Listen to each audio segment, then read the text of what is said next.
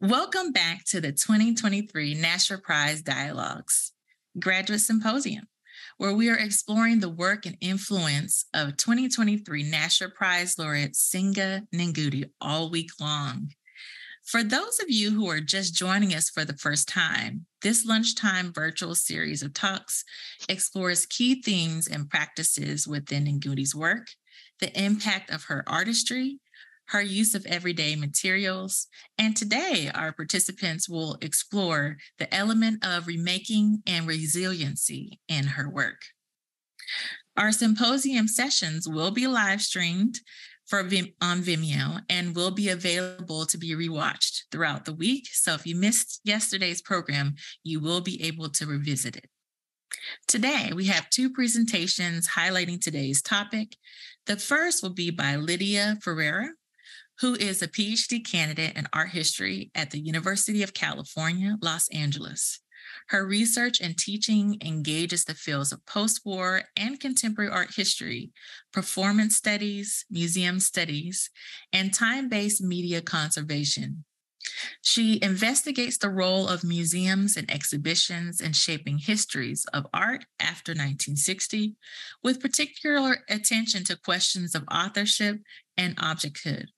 Her dissertation considers how four American artists emerging in the 60s and 70s invented distinct strategies for reconstituting their impermanent artworks in the decades after their initial making. So without further ado, I present Lydia Ferreira. Thank you, Dr. Cross, for the introduction, to the Nasher for hosting us virtually this week, and to everyone tuning in to watch this afternoon.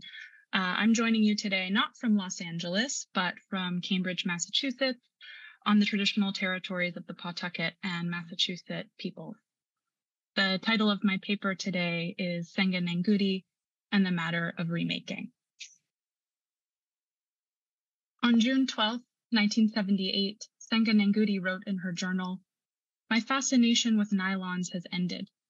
The project under the freeway was like a day full of eating candy. No thanks after that. But what is ahead is very unclear." End quote.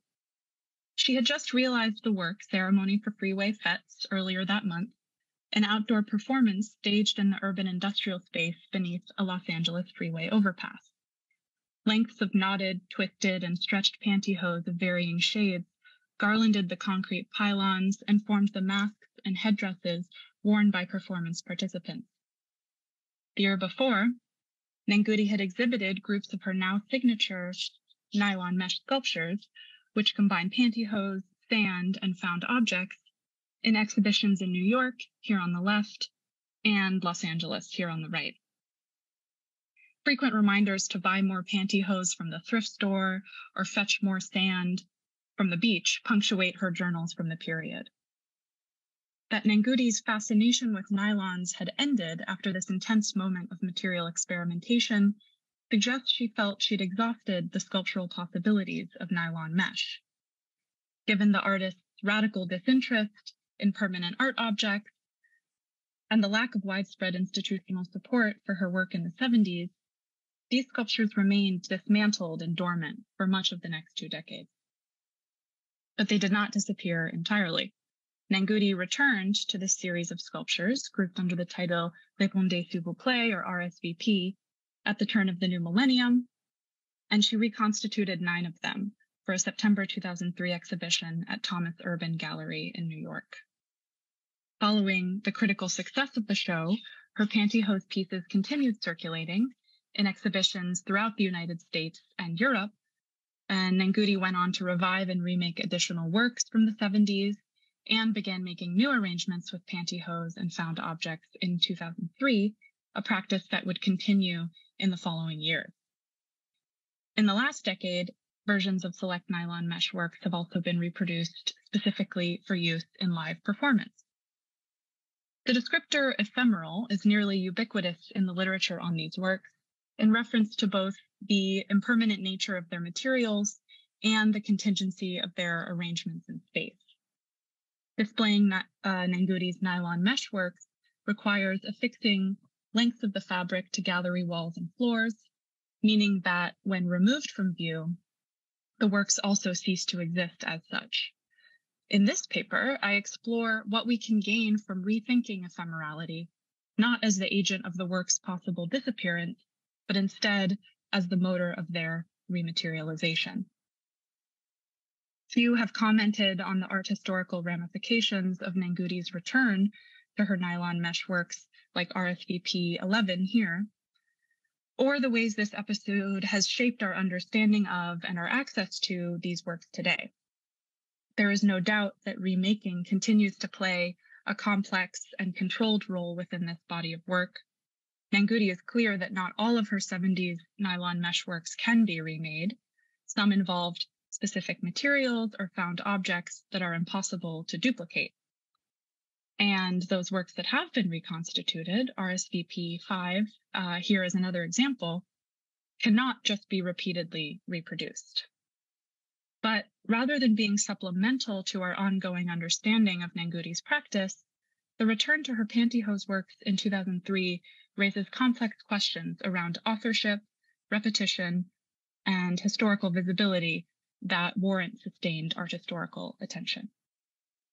As one way to begin, I propose we consider the role of remaking in Nanguti's practice alongside the reproductive behaviors of 1960s and 70s conceptual art, an established art historical genre often used by scholars and curators to classify Nanguti's own unstable objects. By introducing a mode of art making that foregrounded immaterial ideas or concepts over all else, conceptual artists treated the physical matter of their artworks as, in the words of critic Lucy Lepard, quote, secondary, lightweight, ephemeral, cheap, unpretentious, and/or dematerialized. In so doing, these artists also sought to reject unique art objects in favor of works open to remaking and reproduction, according to schematic plans, written instructions, or spoken language. But in the 1970s, Nanguti was notably ambivalent about aligning her work with conceptualism, then an established force in the New York art world and beyond. When asked in a questionnaire from the New York-based Just Above Midtown Gallery whether she would classify her art in terms of existing stylistic categories, Nanguti hand-wrote in response, in the general sense, yes, conceptual. She continued, but specifically no. I believe something new is happening that has not been categorized, that being good or bad. In keeping with this uneasy affinity, I contend that the discourse around conceptual or dematerialized art is both useful for examining Nanguti's practice of return and remaking at the new millennium, and also insufficient for describing the ephemeral behaviors of her nylon mesh sculptures. In what follows, I will shuttle between archival sources from the 70s and the 2000s to suggest that Nanguti's nylon mesh sculptures relate to remaking and repetition in ways distinct from conceptualist models of reproduction and hands-off authorship. By revisiting her nylon mesh sculptures in the 2000s, Nanguti initiated a process of active, authorial self-inscription that would also ensure the reappearance of her works into the future. In a 1995 letter to Thomas Urban, who had then recently become her gallerist, Nanguti wrote, "It is important for you to understand that permanency has never been a priority for me, to the chagrin of many.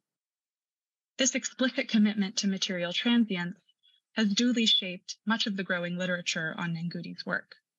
Her best-known pantyhose and sand arrangements are often read in formal terms in association with the ever-aging human body, and particularly the bodies of Black women. Again, this association is in keeping with Nanguti's own evocative, oft-cited 1977 statement on the nylon mesh work, which links them to her experience of pregnancy and early motherhood. In her words, from tender, tight beginnings to sagging end. The work's openness to deterioration was assisted by interaction from viewers who were encouraged to touch and handle many of Nanguti's arrangements, and by activation through performance, which we see in this 1976 image of Nangudi interacting with RSVP 10 in her Los Angeles studio. But continuing to emphasize her sculpture's material fleetingness alone would, I think, overlook the complex processes by which they persist and endure. In 1995, Nangudi hinted to Irvin at the challenge her devotion to ephemerality might pose to circulating her work, writing, quote, "If out of this you may find some artifacts to sell, that would make me happy," end quote. But by 2003, Nangudi's nylon mesh forms could be seen straining, sagging, and twisting along the walls and floors of her New York gallery, offering us artifacts, perhaps, but also something that hadn't been seen before. Praiseful write-ups of the exhibition appeared in Art in America, Art Forum, and the Village Voice, and framed the show as a rediscovery, an overdue return to, quote, one of those artists who seems to quietly slip through art history's cracks. Critics also alighted on a temporal paradox. The exhibition was a valuable historical return that also necessitated material remaking in the present. In fact, the exhibition made this duality explicit, and with two elements in particular. Easy to miss in installation photographs, a single strand of knotted pantyhose, which you can see at the top of each of these images, is stretched impossibly tight, horizontally bordering the upper section of the gallery walls. This simple addition by Nangudi draws our attention to the gallery's exhibitionary frame, as if acknowledging the complex status of the show as both archaeological recovery and contemporary reconstruction. And on one wall, triangles of stretched and knotted brown pantyhose flank pieces of printed documentation, which we can see here on the left. The invitation to Nangudi's 1977 show of nylon mesh work in New York, and context strips of photographs from that show's opening. Visitors were confronted with a work like RSVP, which we can see here on the right, both in physical form and in photographic form, pictured in its initial exhibition context. Microcosmic of the 2003 exhibition as a whole, this self-citational arrangement offers us a newly made composition that also affirms its own historicity. The notion of context specificity has animated interpretations of Nangudi's RSVP sculptures since their earliest presentation. In 1978, her works featured prominently in the landmark publication Contextures, authored by Linda Good Bryant of Just Above Midtown and Marcy Phillips. The catalog gathered and theorized a new 60s and 70s American art movement wherein artworks derive their meanings contextually through incorporating the margins of their surrounding spaces. This contextual quality is akin to what art historian Martha Buskirk has more recently called the contingency of conceptual art, a condition wherein the artwork's physical parameters must be conceived anew every time it's displayed, and so the work itself remains unfinished or simply non-existent until installed. Mel Bachner's 1969 Measurement Room is one paradigmatic example of this. Each realization of this work relies on the particular architectural dimensions of the surrounding space. Its contingency, therefore, also implies its remakeability, or in Buskirk's words, its inherent reproducibility. By relying on schematic instructions and store-bought materials like tape and vinyl lettering, this is a conceptual work that depends on reproduction at the register of both its arrangement in space and its material composition. At first thought, Nangudi's nylon mesh arrangements fit this mold. Held in place by nails or the weight of sand, Nangudi's RSVP works relate directly to their surrounding architecture, and they are made from inexpensive materials manufactured to be repeatedly discarded and replaced. Are pairs of store-bought pantyhose any different from the inherently reproducible pencil marks, Xeroxed pages, light bulbs, or bricks of so much conceptual art? Scholars and curators have often located Nangudi as a participant in this 1960s tradition. And this is an important move that has made her works visible within dominant art historical categories, historically white, historically male art historical categories, and has also distinguished her work from the often figural, overtly communicative works that dominated the 1970s Black arts movement. The value of linking Nenguti's works with dematerialized conceptual art tendencies is clear. But I suggest that this designation might also, in some ways, limit our understanding of her work's ephemeral behaviors, and particularly their relationships to remaking and to repetition. A look at the models of authorship generated by conceptual artworks in comparison with Nenguti's RSVP sculptures can help to make this clear. By rejecting unique art objects in favor of works that were freely reproducible according to pre-existing plans, conceptual artists like Bachner also dispensed with direct aesthetic expression and unique evidence of the artist's hand, the traditional marks of artistic authorship. This did not, of course, amount to a total relinquishing of control over the work of art, but instead resulted in new roles for artists. As another archetypal example, a Sol LeWitt wall drawing makes clear, the authorizing presence of the artist moved from being inside the work of art to being embedded in the documentation that makes the work possible.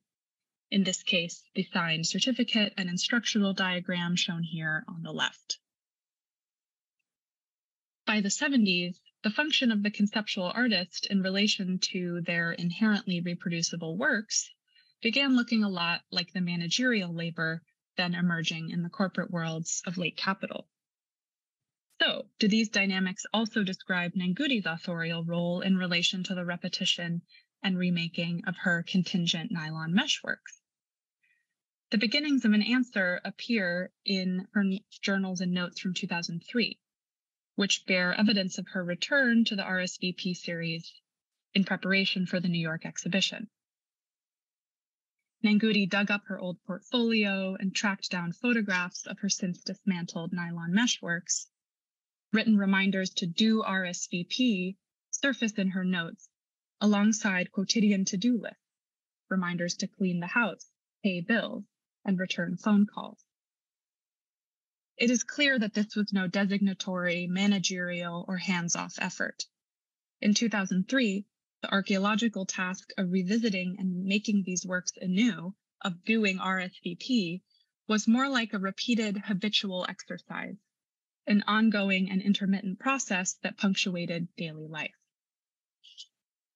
Another archival remain from this period is telling and bears mentioning here. A group of unpublished black and white photographs shows pairs of hands, likely Nenguti's, manipulating lengths of nylon mesh. In one image, the fabric is pulled taut. In another, it drapes over her fingertips. In yet another, it wraps around the back of her hand. Though probably predating Nenguti's reconstitution of nylon mesh sculptures in 2003, these images can help describe her return to this body of work and demonstrate what it might mean to do RSVP. Perhaps most importantly, they remind us that the pairs of pantyhose in her arrangements are not newly store-bought. Nenguti took great care to source worn nylon stockings that already bore evidence of being pulled, gathered, and wrapped. Reconstituting these works strayed far from conceptual art's serial schematic reproduction, and it involved a process much more like what we see in these photographs: handheld experimentation and tactile manipulation. While contextualism and contingency might render her works conceptual in the general sense, to borrow her words, clearly, again, to borrow Nenguti's words, something new is happening. To do RSVP in the early 2000s also, importantly, meant to generate documentation of the 70s works that had not existed before. Preparing their works for representation in New York required carefully sourcing pantyhose from thrift stores, building and installing the work in her Colorado Springs studio, and then measuring and photographing them in situ in order to produce instructions that would enable their reinstallation in New York and beyond. Nanguti's instructions for RSVP 1 offer evidence of this effort. Elements of the work are carefully numbered and coded to their corresponding distances from the floor. And in some places, Nanguti leaves room for the variable nature of her materials. Here we can read, if you put it at 14 inches, it will sag to 12 inches. In other cases, Nanguti relies on narrative description and simile to specify the work's arrangement.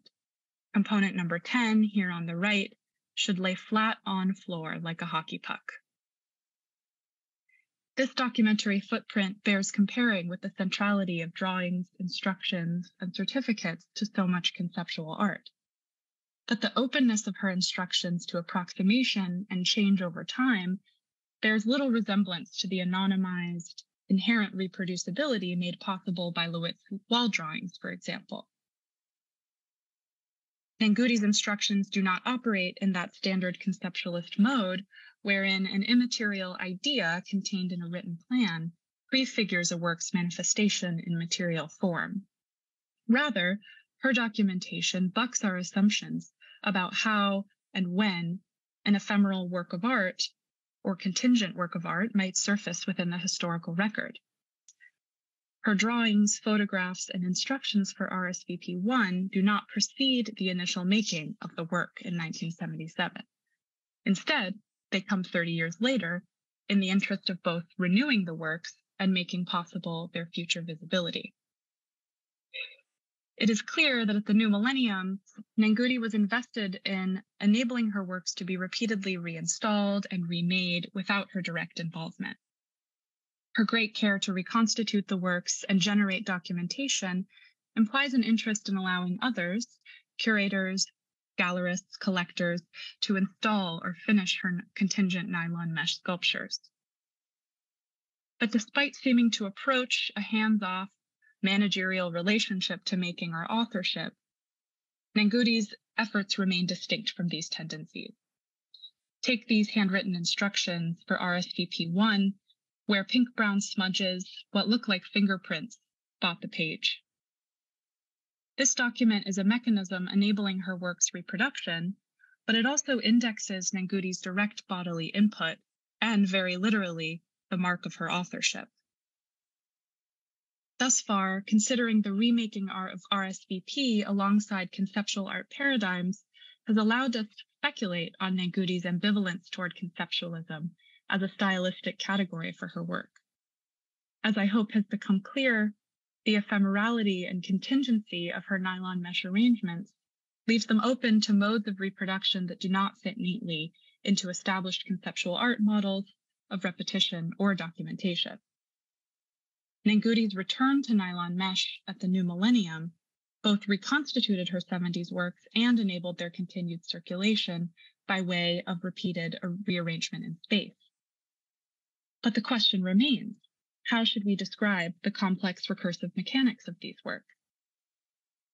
I'd like to conclude now by offering one possible answer. Again, Nanguti's own words offer us a useful point of departure. In a 1995 statement, she commented again on the challenge of making contemporary artworks, writing, quote, "I have fought the joy of creating impermanent objects most of my life." Then she added, "Another thought. I am feeling my sculptures are like stationary performance pieces." Importantly, Nanguti is not referring here to the performed activation of her works through dance, which is an aspect of her practice that is crucial, but beyond the scope of this essay. Instead, she frames the material behaviors of her sculptures in terms of performance. I'd like to suggest that we do the same and think about the recursive history of Nanguti's RSVP sculptures in performative terms and with the concept of iteration in particular. In his famous 1971 text, Signature Event Context, Jacques Derrida argues that every act of performed communication, whether written or spoken, gains meaning iteratively or citationally through the repetition of past utterances within new contexts. This framework is useful, I think, for describing the mechanics of Nenguti's stationary performance pieces. Theirs is an ongoing and complex history of iteration, a self-citational performative chain of rematerializations that is distinct from the serial replication and inherent reproducibility endemic to 1960s conceptualism. As it turns on past representations in order to make future meanings possible, the citational structure of iteration is also apt for understanding how Nenguti's nylon mesh works relate to their historical record. As we've seen, her return to these works in 2003 both affirmed their historical pastness and established their ongoing condition of possibility. In keeping with the logic of iteration, this is a mode of repetition that hinges on the past while also destabilizing any notion of singular or originary meaning. I have suggested that this deferred opening of her works to reconstitution and reappearance does not bespeak their dematerialization, but rather affirms their divergence from conceptual precedent. Iteration designates a complex mode of authorship that does not remove evidence of Nenguti's haptic input, but rather stretches and maintains its influence. And describing RSVP's condition of possibility in this way opens many more paths for addressing the interlinked dynamics of historical reception, repetition, authorship, and identity within Nenguti's practice and beyond. By way of iteration, the nylon mesh works offer, in her words, something new that has not been categorized. That is, they contain the possibility of historical pastness, transience, and persistent visibility all at once. Thank you. Thank you, Lydia, for that amazing presentation. Our next presenter will be Abril Cisneros Ramírez, an art historian from Mexico City who is pursuing a master's degree in museums and collections at Leiden University in the Netherlands. She is mainly interested in researching contemporary art and performance from an interdisciplinary perspective, as well as the dynamics and impact of independent art spaces. Thank you again to our international audience for tuning in today. And without further ado, I present our next presenter, Abril Ramírez. Thank you so much, Dr. Cross, for the introduction. And thank you, of course, to the Nasher Sculpture Center for organizing this symposium. And as mentioned by Dr. Cross, I will also be discussing Senga Nenguti's RSVP sculptural series, which was also touched upon in yesterday's presentation. But as a brief recapitulation, the RSVP sculptures are evocative works made of nylon mesh or pantyhose, which are pulled, stretched, knotted, and sometimes filled with sand. In this picture, we see a photocopy with installation instructions for Nenguti's first officially named RSVP, so RSVP1 sculpture. Importantly, RSVP sculptures were also often activated, which is the term Nenguti uses to denote a performatic intervention of the pieces, in which the artist and or collaborators entangle their bodies in the nylon and pull, contort, and stretch the resilient material. The title, which derives from an abbreviation of the French phrase "Répondez s'il vous plaît," please respond, at the time of creating was also a literal invitation for the audience to manipulate and interact with the sculptures, although this is no longer applicable in contemporary iterations of the sculptures. Because of this, I focus my analysis in the 1970s iterations of RSVP and their respective activations, almost always performed by Nenguti and her fellow artist and friend, Maren Hassinger. When these first RSVP sculptures were created and activated, the art world's invisibilization of African-American artists was ubiquitous. In response, African-American artists procured independent spaces to organize exhibitions, like Linda Good Bryant's Just About Midtown Gallery in New York. They also started to form networked artist collectives. Senga Nenguti belonged to a loosely knit collective entitled Studio Z that reunited at times weekly to perform, exchange, and evaluate each other's work. The group functioned as a community of collaborators whose constant support of one another's practice allowed them to resiliently keep on creating in spite of the prevalent institutional erasure to which they were subjected. Of all the members of Studio Z, Nengudi developed a especially strong connection with Maren Hasinger, with whom she's performing in this picture, with whom she cultivated an affectionate, epistolary, and collaborative bond that continues to this day, and that supported each other's practice in face of the additional invisibilization they experienced from the predominantly white women's building community in LA. However, Nengudi has stated that although her work is indeed connected to these societal conditions, it is not necessarily a direct response to them. RSVP was meant to be about something more universal. About the series, Nengudi has stated, I am concerned with the way life experiences pull and tug on the human body and psyche, and the body's ability to cope with it. Nylon mesh serves my needs in reflecting this elasticity. So with what I've mentioned so far, we can conceive resilience pertaining RSVP in three senses. We have the social resilience of the networks that allowed her work to flourish despite institutional neglect. We have her interest in human resilience as a universal phenomenon. And we have her interest in resilience being expressed in the use of an elastic material, such as nylon.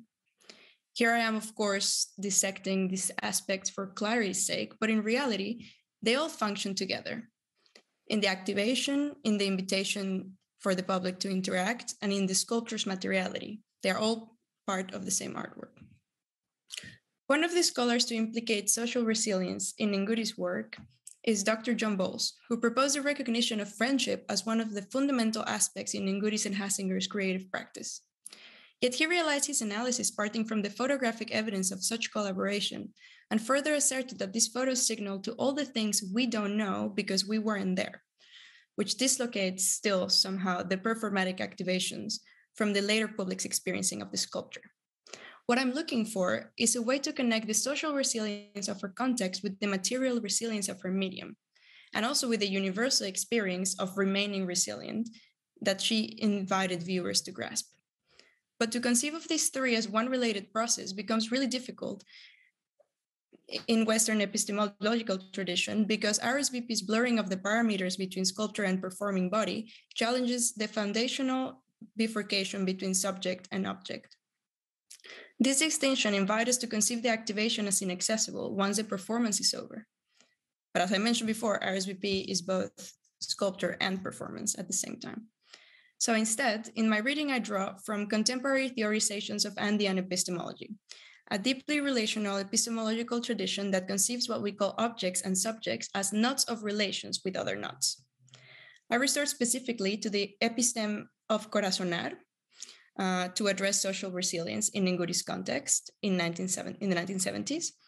And then I delve into what I identify as RSVP's blurring between subject and object. Due to time constraints, I don't go into the definition and origin of each concept, but you'll be able to read it in the essay once it's published. Let's begin with social resilience. Corazonar is an episteme that submits the understanding that the Western conception of intellectual thinking cannot be truly separated from the phenomenological experience of the senses. It is a central episteme in Andean epistemology because it is the main resource from which to address conflict. This betokens that in order to remain truly resilient, communities must couple goals with emotional intensity. Corazonar functions as a strategy for resilience in social relations when individuals share awareness of oppression with each other in order to render the risks of such oppression a social rather than an individual affair.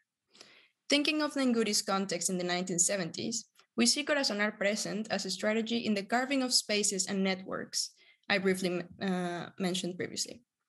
Spaces that served both as forms for political organizing and as environments of creative safety and mutual care. I delve deeper into specific strategies in my essay, but the Just Above Midtown Gallery serves as a very good example of Corazonar as a strategy, illustrating the way in which communities act as resilient tissue that equally benefits from both intellectual and affective processes. A similar dynamic can be identified in Nengudi's belonging to Studio Z, but especially in her friendship with Hasinger. Powered by their interest in expanding their artistic practice and their care for each other, they would meet up to play performances ideas and to develop strategies to continue making art while fulfilling caregiver roles in their families. In Nguti's words, their relationship ensured each other's, and I quote, creative survival. What becomes truly relevant for our analysis of RSVP and its activations is that the theorizing of Corazonaras' strategy recognizes two ways in which the heightening of awareness can happen. The first one entails the sharing of ideas, which means exchanging meaning through conceptual language. The second one involves sharing presence, and that is exchanging meaning through a collective experiencing of effects. In the 1970s RSVP activations, Nguti and Hasinger collectively experienced, on the one hand, the material pull of the nylon on their bodies when performing, and on the other, the emotional pull of the artist's friendship, performing together in an independent, Black-owned space. From this perspective, these activations emerged as especially powerful opportunities for social resilience to be both performed and lived, the social resilience and survival that was afforded by their bond. Now, because Nguti chose to work specifically with pantyhose, a resilient material that becomes plastic when pulled past its elastic point, and I'm very happy this threads with yesterday's presentation on plasticity, nylon bears material evidence of such encounter. That is, the social resilience in the activation remains inscribed in the materiality of the sculpture. When the activation is over and viewers encounter the sculpture, the material has indexed an encounter that took place in the past, offering clues for those who were not present during the activations, which can only wonder, how did the bodies move? How far did the nylon stretch? This to me represents the first disruption of object and subject dualism in RSVP, because the nylon can be conceived as a material knower, as it were, of previous interactions. Describing the invitation that RSVP proposes, Nguti states, "It's a partnering with the sculpture. In a literal sense, the sculpture is a dance partner. I am intrigued with being enveloped or having a relationship with the sculpture." In her framing of the sculpture as a literal dancer, Nguti once again disrupts the object-subject dualism. The audience does not manipulate an inert object, but rather dances with it. And thus the sculpture has agency over the audience through its materiality by offering resistance when pulled, just as a dancing partner would. In my view, the third disruption of this object-subject dualism occurs in the ability of RSVP to trigger embodied responses from the audience through the textural qualities the sand-filled pantyhose provides. In the following 1978 description of Nguti's interest in audience participation, an emphasis in touching the sand-filled elements is apparent. These sand-filled pockets awaken and provoke the viewer's tactile sense, since she is encouraged to poke and squeeze, assisting the slow oozing of the sand from the nylon pores. It is the texture of the pouches which invites the touch, the sand which facilitates the recognition of pores and thus of skin.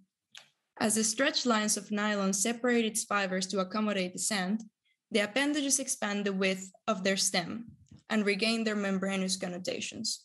The soft, sensual texture of the stuffed nylon appeals to the skin, in the kind of recognition that necessitates no semantic interpretation. The sand-filled pockets in their most immediate access to our senses. If we compare the photograph of Maren Hasinger activating RSVP in 1997 to the left, and the photograph of the same piece after the activation, we will notice that a sand-filled pantyhose has been added to the sculpture in a position that evokes Hasinger's moving body as emanating from the sculpture. This invites us to think of a transformation.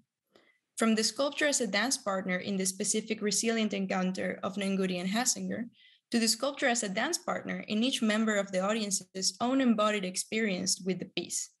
In this sense, the répondez in répondez s'il vous plaît emerges not only as a textual request, but also as a material and an affective one.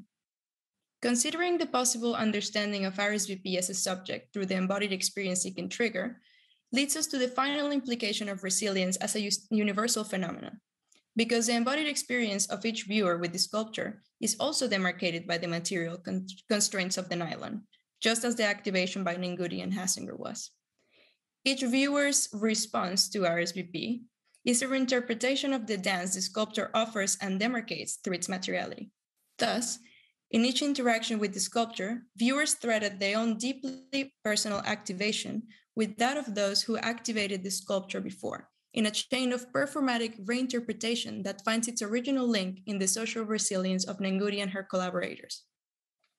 Thus, if RSVP became energized with the traces of communal encounters and subsequently allowed for an individual embodied experience, in a way, audiences receive an invitation to the original encounter too, albeit separated by time. Before I move on to a recapitulation of my initial intent, I want to bring to the fore an additional sense in which RSVP is resilient when approached from a relational perspective. In Andean epistemology, the principle that permits seemingly non-reconcilable concepts to exist simultaneously without mixing nor erasing each other is called chihi. Rather than fracturing opposites, chihi conceives their togetherness as a zone of tension at the border of their junction, called taipi. The poles remain whole, and thus the point of contact is understood as a weave of their borders. The chihi episteme and its subsequent taipi zone have been described by scholars as both germinative and resistant epistemes, arguing that the encounter with a chihi identity or weave has the capacity to seduce us into thinking in chihi terms as well, to conceive opposite poles as coexisting notions and escape essentialist logics. They are thus germinative because they allow for new understandings, because they allow for new ways of understanding that which is seemingly incompatible, and resistant because they preclude the establishment of reductive understandings. That means that their own existence attests to proof that a weaving is possible. In relation to our previous objects of the discussion, RSVP weaves the nylon pantyhose as object, a sculpture to be interacted with, and the nylon pantyhose as subject, a material knower of previous interactions and a catalyst of future ones. The work is irreducible to either pole. Yet their interaction can be clearly identified, positioning the sculpture as a typison. In this sense, RSVP is also resilient through its very own threading of opposites. But this, of course, can be applied to the sculpture's threading of abstraction and figuration, for example, and in the many ways in which exist in an in-between state. As a recapitulation, from the perspective of Corazonar, the 1970s RSVP activation itself afforded opportunities for increasing social resilience through a shared experiencing of effects. Because the performance involved a resilient yet malleable material, the post-activation sculpture is inscribed through the degree to which the nylon stretched past its elastic limit. Consequently, such material alterations in the nylon attain a new significance, as they are not only material evidence of a performatic interaction, but also of a resilience harboring encounter between two friends. In turn, the material triggers that the sculpture as subject affords offer viewers an embodied experience that positions them closer to the initial activation, conflating the performatic event, the material changes of the sculpture, and the personal experience of the audience into a single graspable network of relations. We might wonder how much of this radical approach to materiality was lost when people stopped being allowed to interact with the sculptures in the museum context, so in more recent iterations. But I really look forward to discuss this and other questions on Friday. So please tune in. And that's it. Thank you.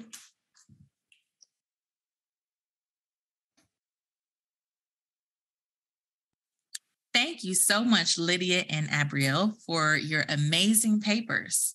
As you heard, Lydia's work explores the ways in which Ngugi revisited her historical signature nylon mesh sculptures years later through her infamous RSVP series and its activation through dance.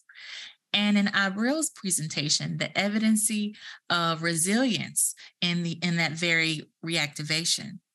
Both of these readings of Ngugi's RSVP work help us to consider the ways in which interdisciplinary fields of art and history have played a role in the reshaping of her work, as well as creating space for societal resilience and existing beyond historical and contemporary categories. I believe that Ramírez quotes Ngugi perfectly when she says that the artist describes her work as sculpture as a dance partner.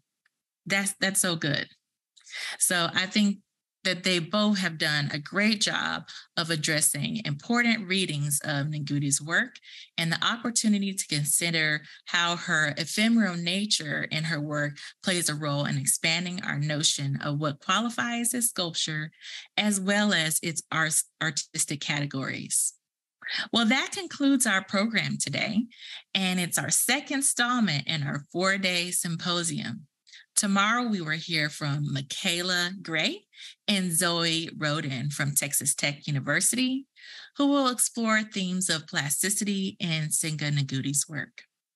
We hope that you've enjoyed today's program, and please join us tomorrow and the rest of this week to hear more original research exploring the work of our 2023 Nasher Prize laureate, Senga Ngugi. Thank you, everyone, for attending today, and we hope to see you again tomorrow.